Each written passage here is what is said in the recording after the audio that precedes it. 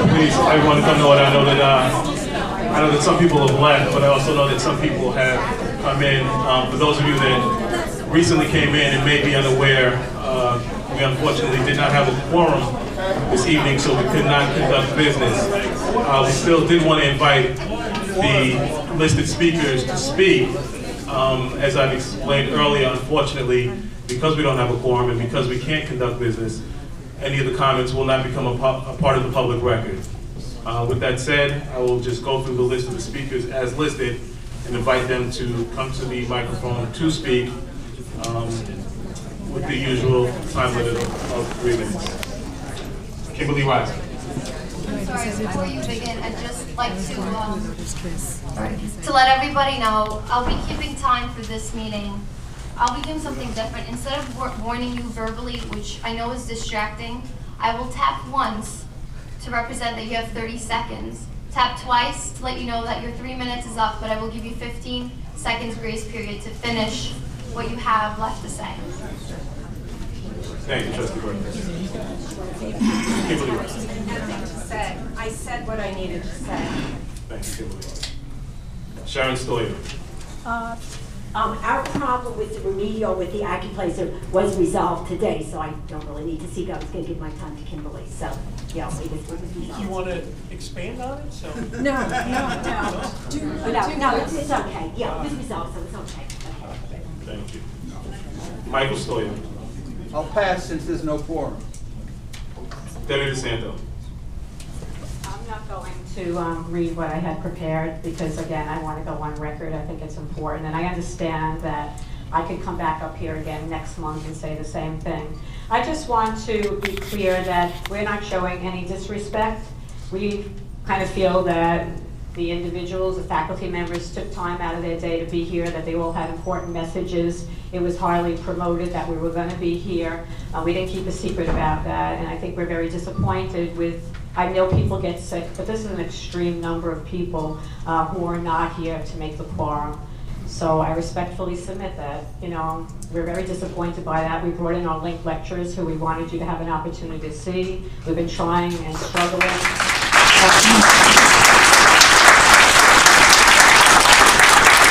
For years, advocating people forward, and I would like to have had them to have an opportunity to go on record so you would have seen them. Thank you. Thank you. Jeff, can I just ask the linked faculty members who are here just to stand up so we can see and recognize the board members who are here?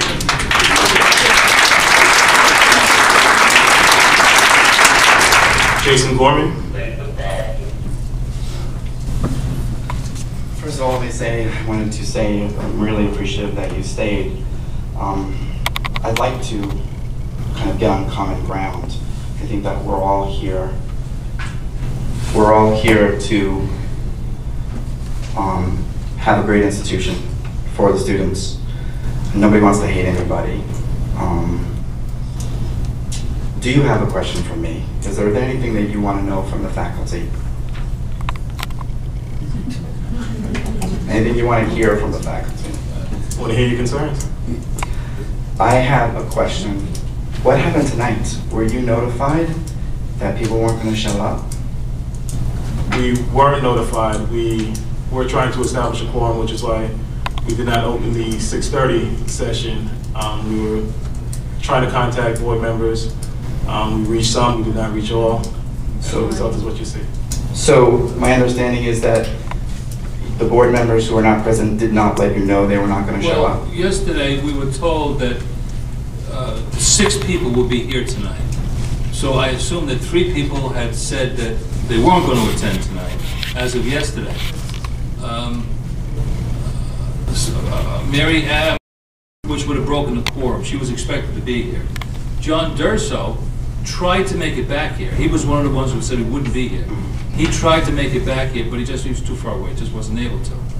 So, and I think Mr. Gardyn, Dr. Gardyn was expected, but we don't know why he's not here. And numerous folks, and there were 3 people who weren't coming as of yesterday. Yeah, but H was coming today too. Oh, he was coming today. Yeah.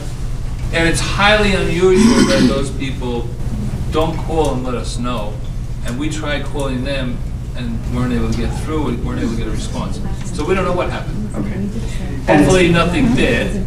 We were very elated and surprised, I'm sure, to hear the reinstatement of all NCC, but that did not come from the president. Whose doing was that? It was from myself and others, and it was crafted, and I'll tell you this too personally, I spent a lot of time thinking about Jerry, who passed away, and I just know if we're going to start moving forward, the gentleman he was to me, the gentleman he was to many people, I want to make sure I think of him in things we're doing, and that had a lot to do with yesterday. Thank you. I'm not going to read the statement that I have prepared, but my intention was to get you to get to know me as an individual and what I do here.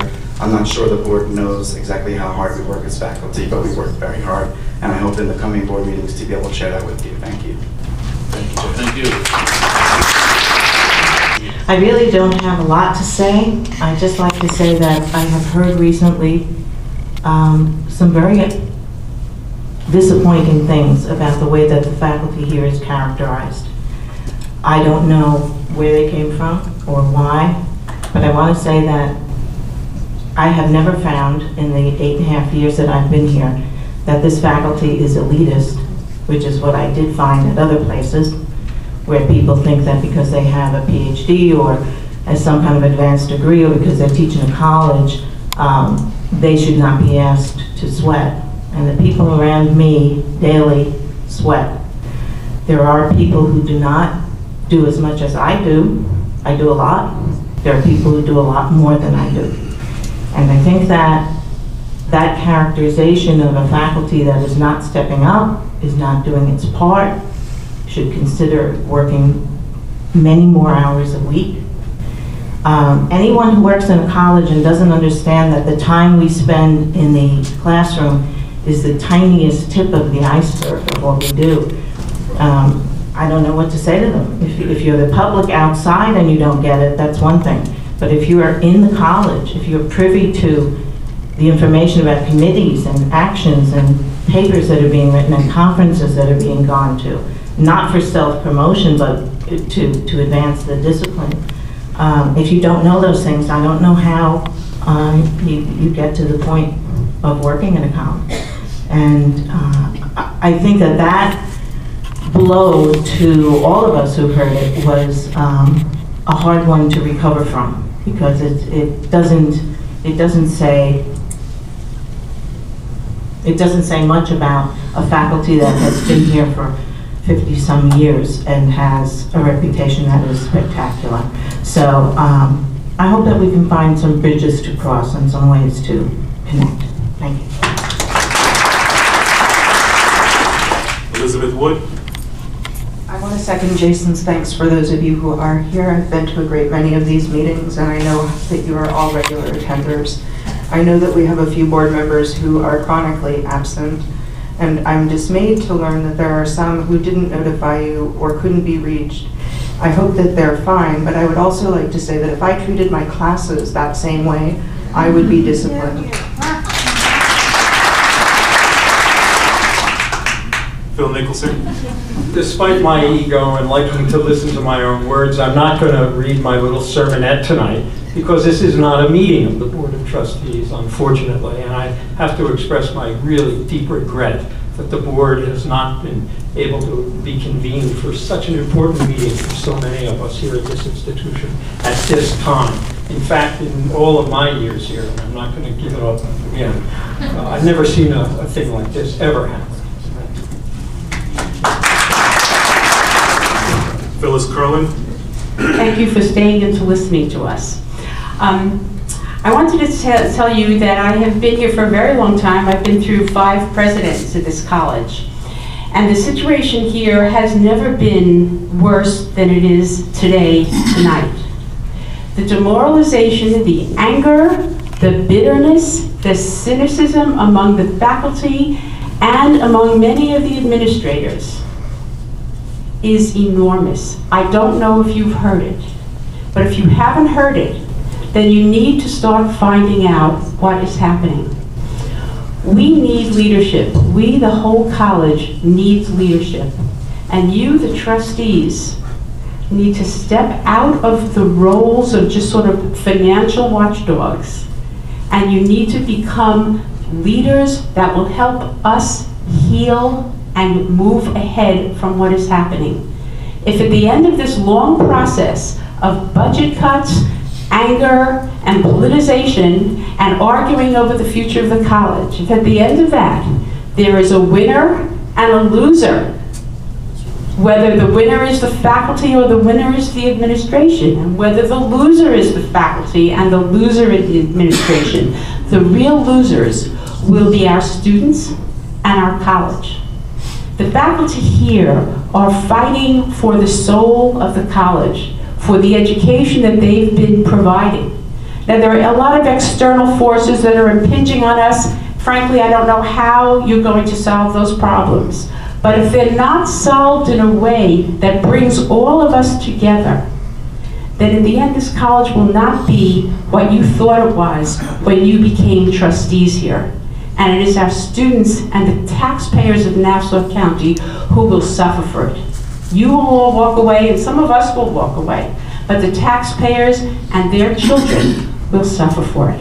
So I ask you and your colleagues to put some time in, to step outside of what you thought you would do when you took this job, and please help us. Help us heal and help us come together. Thank you. Richard Newman. Phyllis and Elizabeth said what I would say. There's no need for me to repeat it. Forgive me, Christine Twillian. I'm very disappointed that there is not a full board of trustees, so I'm not going to read my statement, and I had written it on 3 pages. But you know, I chose not to be home with my kid tonight, to come because I care about NCC, and I wish the board of trustees were here. Sholcombe. Even if it were at the last second, you could have tried to contact us. There is an all NCC email.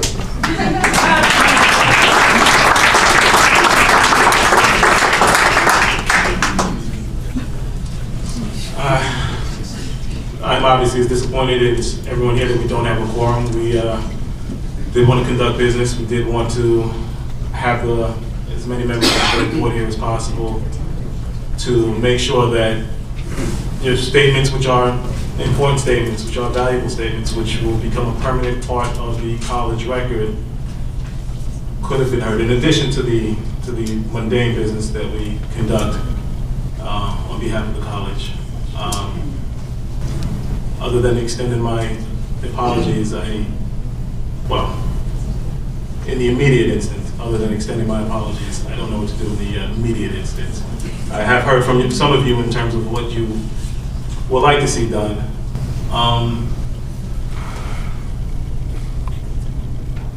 Speaking for myself, and well, I'm not going to speak for the board members here.